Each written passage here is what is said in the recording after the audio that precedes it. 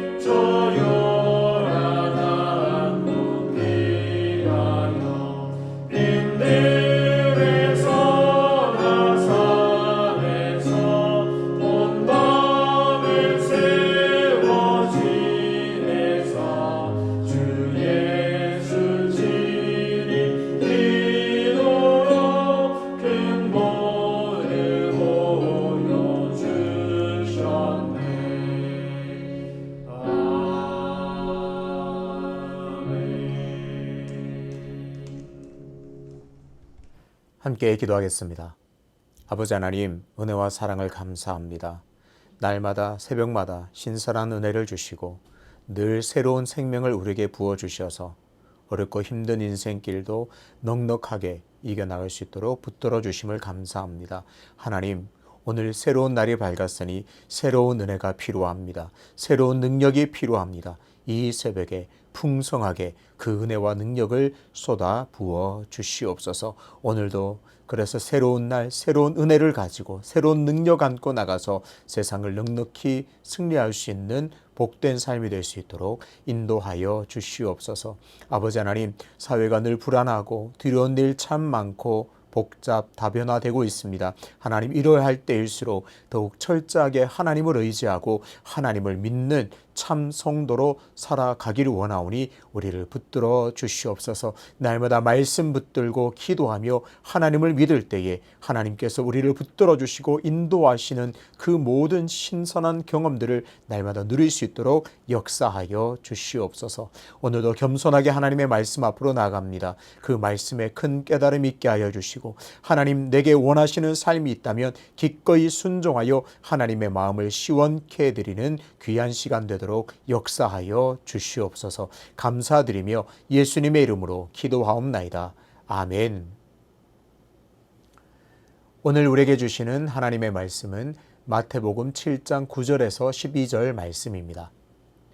너희 중에 누가 아들이 떡을 달라 하는데 돌을 주며 생선을 달라 하는데 뱀을 줄 사람이 있겠느냐. 너희가 악한 자라도 좋은 것으로 자식에게 줄 알거든 하물며 하늘에 계신 너희 아버지께서는 구하는 자에게 좋은 것으로 주시지 않겠느냐. 그러므로 무엇이든지 남에게 대접을 받고자 하는 대로 너희도 남을 대접하라. 이것이 율법이요 선지자니라. 아멘. 8월 24일 오늘의 그본세 한 문장입니다. 결코 당신이 구하는 것을 하나님께서 주시지 않는 것이 주의 뜻이라고 말하지 마십시오. 기도가 응답되지 않았다고 그냥 자리에 앉아 있지 말고 응답되지 않은 이유를 여러 영적 지침을 펼쳐서 찾아보십시오. 기도 응답이 늦어질 때라는 제목으로 말씀을 전하겠습니다. 우리가 기도에 관해서 말할 때 이런 기도의 원리가 있습니다. 하나님은 반드시 성도의 기도에 응답하신다. 내용상만 보자면 성도가 하나님께 기도하면 하나님께서는 그 기도를 반드시 들어 응답하신다는 내용입니다. 하지만 여기에는 단서가 있습니다. 단 하나님의 응답은 세 가지다. 첫 번째 yes, 두 번째 no, 세 번째 wait. 그러니까 성도가 기도하면 하나님께서는 곧바로 yes 하셔서 들어주십니다. 혹은 no라고 하시면서 잘못 구한 기도에 응답하십니다. 때로는 기다리라고 하십니다. 아직 때가 아니니 기다리면 응답해 주겠다 이렇게 하십니다. 그러니 하나님께서는 성도가 기도할 때 반드시 그 기도에 응답하십니다. 이런 기도의 원리를 가지고 성도는 부지런히 또 담대하게 기도하게 됩니다. 하지만 오스왈드 챔버스는 이 기도의 원리에 도전합니다. 이렇게 말합니다. 당신이 원하는 것을 하나님께서 주시지 않는 것이 주의 뜻이라고 말하지 마십시오. 이상하지 않나요? 처음에 말씀드린 이 원리에 의하면 하나님께서 no 들어주시지 않을 때는 하나님의 응답이 no라고 하시는구나. 이것은 내가 잘못 구했거나 하나님의 뜻에 맞지 않는구나. 그렇게 받아들이게 됩니다. 되게 간절히 기도해도 주시지 않을 때는 하나님께서 no 하시는구나 라고 생각했었는데 오스왈드 챔버스는 그렇게 하지 말라고 합니다. 이제 더 이상 하나님의 뜻이 이런가 보다 생각하지 말고 자신을 살피라고 말합니다. 핵심은 이거죠. 하나님께서 no 하시는 것처럼 보여도 그저 곧바로 주저앉지 말고 자신을 돌아보고 살피라 그렇게 말하고 있습니다. 자신의 삶을 정직하게 돌아보고 영적 지침을 펼쳐서 원인이 무엇인지 찾아보라고 권면합니다. 먼저 오늘 본문 9절을 함께 읽어보겠습니다. 너희 중에 누가 아들이 떡을 달라 하는데 돌을 주며. 내용을 아주 단순화시키면 아들이 아버지에게 무언가를 구하는 내용입니다. 아들이 아버지에게 구하면 당연히 좋은 것을 주지 않겠느냐 그 내용입니다. 그런데 오스왈드 챔버스는 이 대목에서 아주 중요한 것을 지적하고 있습니다. 마태복음 7장 9절은 그저 단순히 아들이 아버지에게 구하는 것이 아니라 선한 자녀가 선한 것을 구하는 이야기임을 지적합니다. 다시 한번 강조하겠습니다. 선한 자녀가 선한 것을 구하는 이야기임을 지적합니다. 그렇습니다. 아들은 한마디로 여기서 나오는 마태복음 7장 9절에서 나오는 아들은 그저 단순한 아들이 아니라 착한 자녀입니다. 그 착한 자녀가 선한 것을 아버지께 구하면 당연히 아버지는 선한 것을 주십니다. 그렇다면 착한 자녀, 선한 자녀는 어떤 사람일까요? 아버지의 말을 잘 듣는 사람입니다. 아버지의 가르침을 잘 받아들이고 아버지의 말씀에 순종하는 사람입니다. 아버지가 보기에 이런 사람이 바로 참 착한 자녀입니다. 착한 자녀를 다른 말로 표현하면 아버지와 관계가 좋은 사람입니다.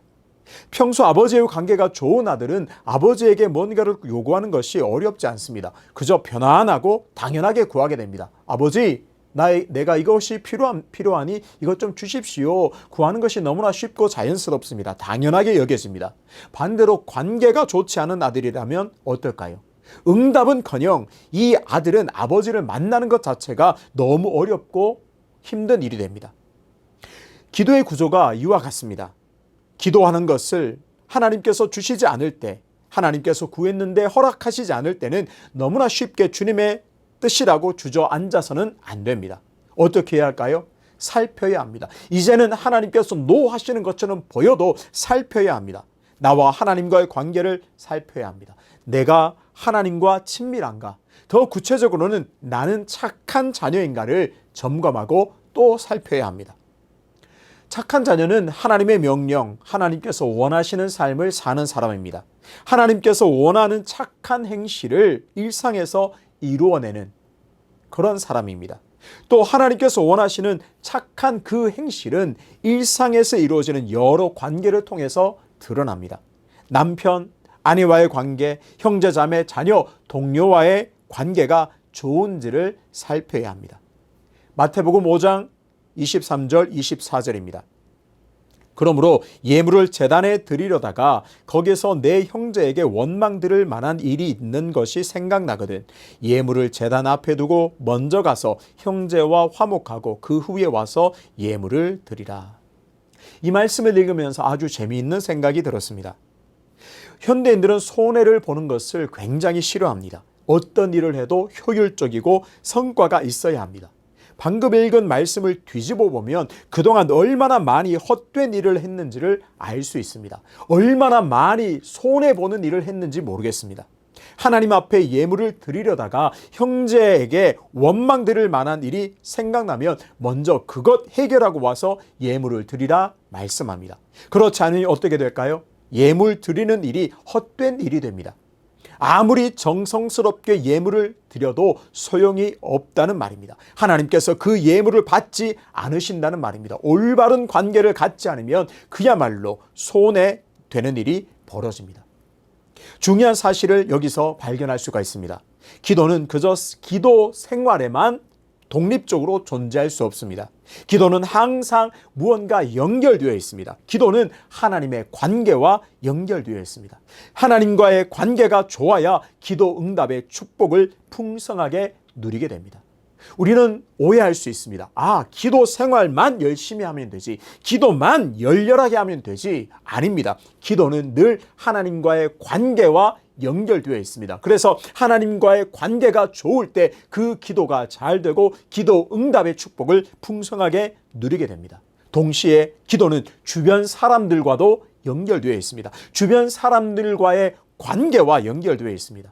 남편과 아내, 부모와 자녀, 또한 믿음의 지체들, 직장 상사와 동료의 관계가 기도와 아주 밀접하게 연결되어 있습니다. 그러한 나와 상대방이 맺는 그 모든 관계들이 잘 이루어지고 올바르게 형성될 때 우리가 하는 기도가 잘 이루어지고 그 기도에 하나님께서는 풍성하게 응답하신다는 사실을 꼭 기억해야 합니다.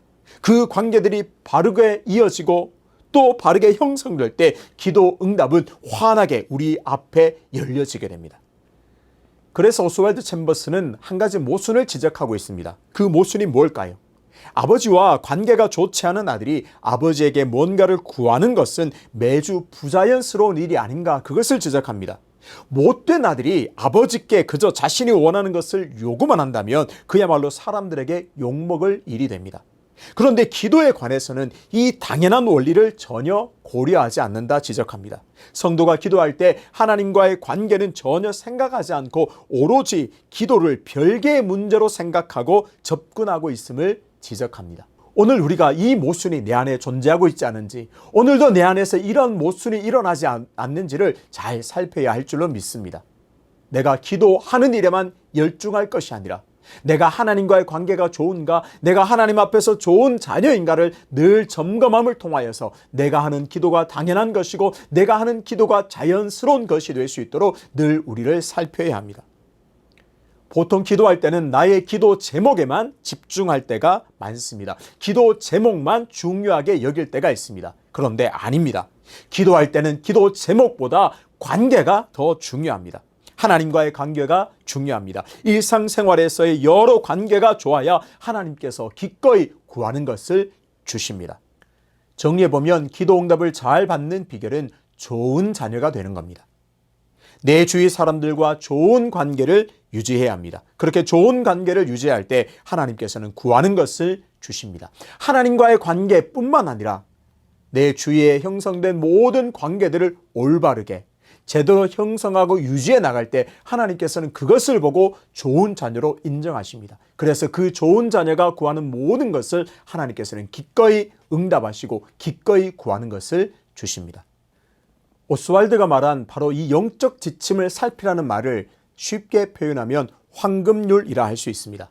황금률을 잘 점검해라, 이렇게 표현할 수가 있습니다. 하나님께 긍휼을 요구한다면 다른 사람에게 먼저 긍휼을 베풀어야 합니다. 하나님께 풍족한 삶을 구하기 전에 빚진 것이 있다면 갚으려고 몸부림쳐야 합니다. 내가 하나님께 받고 싶은 것이 있다면 다른 사람들에게 먼저 그것을 행하는 삶을 살아야 합니다. 오늘 본문 12절을 다시 읽겠습니다. 그러므로 무엇이든지 남에게 대접을 받고자 하는 대로 너희도 남을 대접하라. 이것이 율법이요 선지자니라.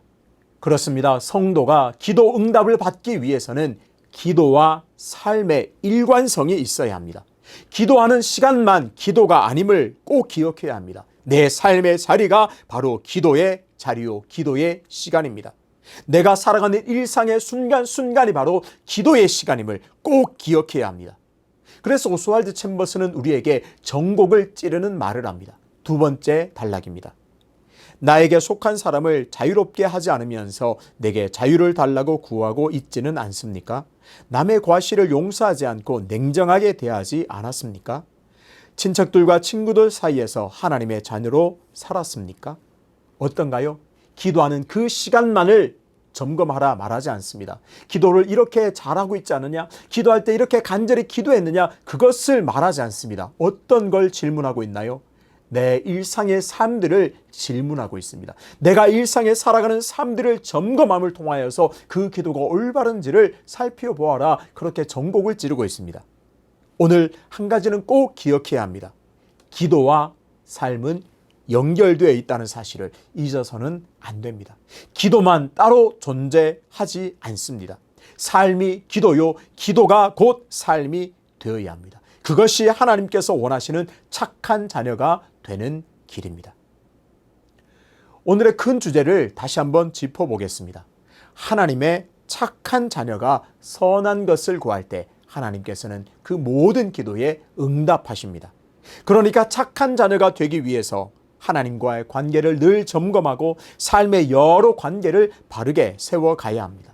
좀 더 구체적으로 착한 자녀, 좋은 자녀가 되는 방법을 소개합니다. 성도는 빛 가운데 행할 때 하나님의 좋은 자녀가 됩니다. 에베소서 5장 9절입니다.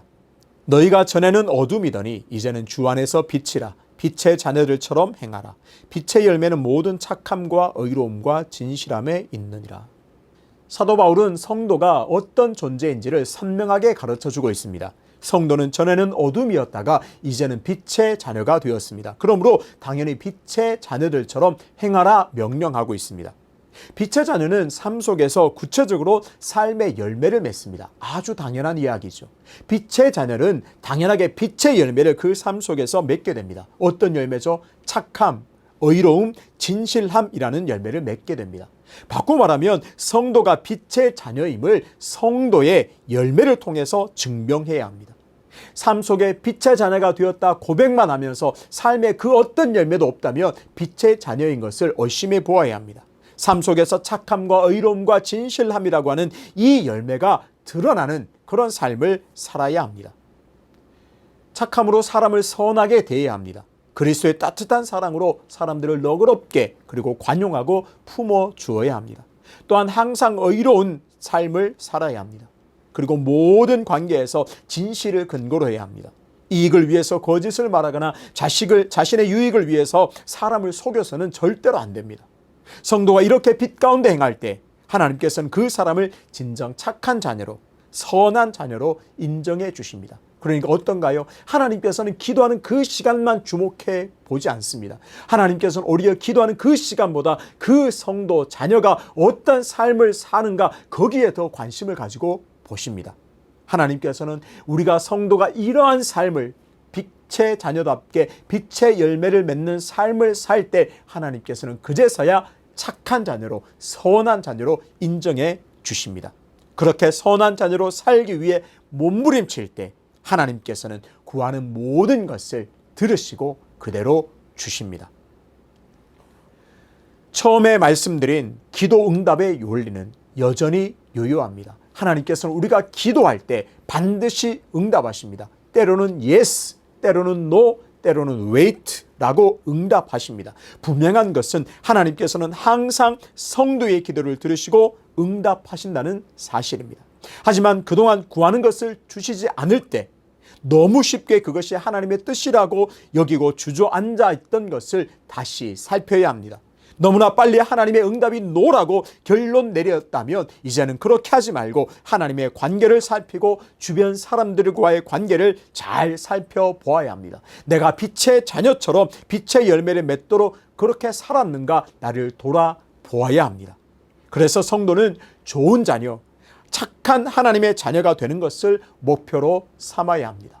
하나님과의 관계를 늘 염두에 두면서 내가 어떻게 하면 하나님 앞에 좋은 자녀가 될까? 어떻게 하면 하나님의 착한 자녀가 될까? 거기에 몰입하고 거기에 몸부림쳐야 합니다. 하나님께서는 오늘도 좋은 자녀가 구하는 모든 것을 주시기 위해 준비하고 계신 줄로 믿습니다. 날마다 하나님과 나와의 관계, 또 이웃들과의 관계, 선한 행실을 살펴서 좋은 자녀가 되어서 기도 응답의 축복을 풍성하게 누리게 되시기를 주님의 이름으로 축복합니다. 혹시 기도해도 응답되지 않아 하나님께서 노하셨다고 결론 내렸다면 오늘 이 말씀에 근거하여서 다시 나를 살펴서 좋은 자녀 되기 위하여서 또 좋은 관계를 회복함으로 말미암아 그 노였다고 느꼈던 그 기도가 응답되는 역사를 경험하게 되시기를 주님의 이름으로 축복합니다. 아버지 하나님, 때로는 우리가 구한 것을 하나님께서 주시지 않을 때, 우리가 받지 못할 때 너무나 쉽게 노라고 결론 지었던 삶들을 깨닫게 됩니다. 이것은 하나님께서 원하지 않는 것이야. 하나님께서 주시지 않는구나. 노라고 하는 응답이구나. 라고 섣부르게 결론 내렸던 삶들을 깨닫게 해주시니 감사합니다. 오늘 말씀 가슴에 새겨서 하나님께서 노하신다고 여길 때 포기하지 말고 하나님과의 관계를 살피고 내 주변의 모든 이웃들과의 관계를 살피고 나의 선한 행실이 있는가를 잘 살펴서 다시 좋은 자녀가 되어 착한 자녀로 인정받아 하나님께 구하는 것을 받는 복을 누리게 하여 주시옵소서. 그래서 날마다 좋은 자녀로, 날마다 착한 자녀로 성장하여 날마다 자람으로 말미암아 하나님께 구하는 모든 것을 받아 누리는 기도 응답의 풍성한 복을 누릴 수 있도록 역사하시고 은혜 내려 주시옵소서. 연하여 주님 가르치신 기도로 기도하오니 하늘에 계신 우리 아버지, 아버지의 이름을 거룩하게 하시며 아버지의 나라가 오게 하시며 아버지의 뜻이 하늘에서와 같이 땅에서도 이루어지게 하소서. 오늘 우리에게 일용할 양식을 주시고 우리가 우리에게 잘못한 사람을 용서하여 준 것 같이 우리 죄를 용서하여 주시고 우리를 시험에 빠지지 않게 하시고 악에서 구하소서. 나라와 권능과 영광이 영원히 아버지의 것입니다. 아멘.